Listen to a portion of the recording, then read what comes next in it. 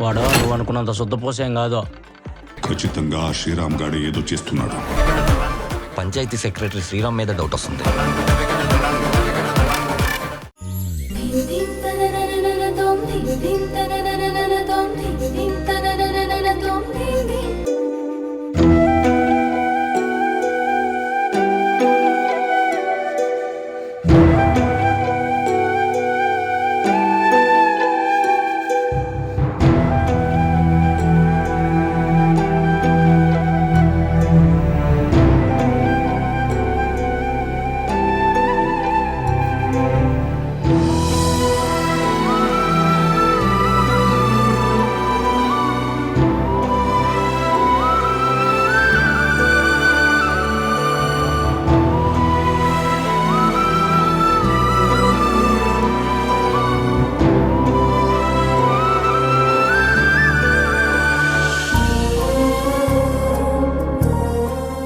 నా కూతురికి అంశుకి ఈ ఇంట్లో న్యాయం జరగాలి అంటే నువ్వు కేవలం ఈ ఇల్లు వదిలి వెళ్ళటం సరిపోదు. ఈ ఇంటి మనుషుల మనసుల్లో నుంచి నీ స్థానాన్ని చెరిపేసుకుని వెళ్ళాలి.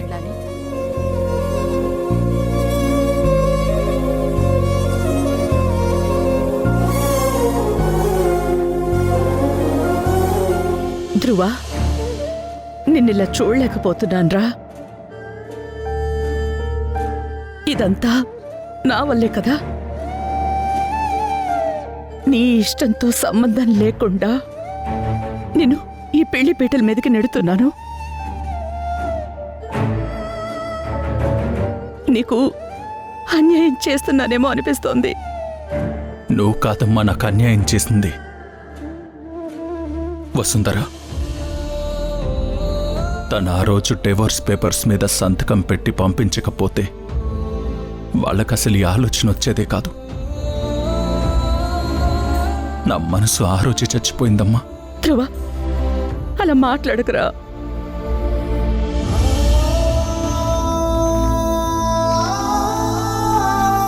ఇప్పుడు నా మనసు ఒక రాయిలా మారిపోయింది. నువ్విచ్చిన మాట కోసం తనని పెళ్లి చేసుకుంటున్నానేమో కానీ వసుంధర తర్వాత మరింకెవరిని ప్రేమించలేను. నా ప్రేమని వసుంధర తన సంతకంతో తుడిచేసింది. ఇన్నాళ్ళు నాకు నేనే చేసుకున్న మోసమేంటో నాకిప్పుడు అర్థమైందమ్మా. వసుంధర నన్ను విడిచి వెళ్ళిపోతానని నా మొహం మీద చెప్తున్నా ఈ రోజు కాకపోతే రేపైనా వస్తుందనుకున్నాను. కానీ అదే నేను చేసిన తప్పమ్మా. నమ్మకం లేని చోట ఇంకొక అవకాశం కోసం ఎదురు చూశాను.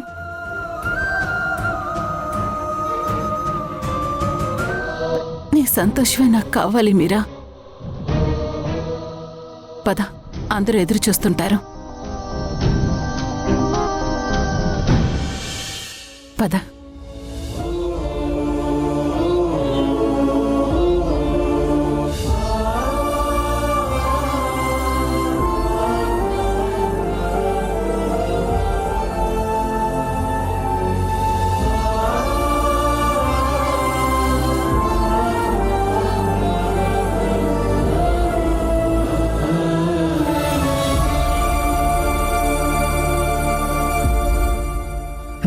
పద.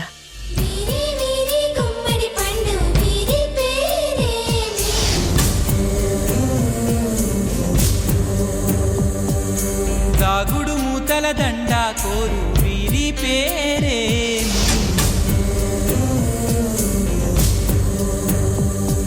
ఇది మనుషులు ఆడే ఆట అనుకుంటారే అంతా.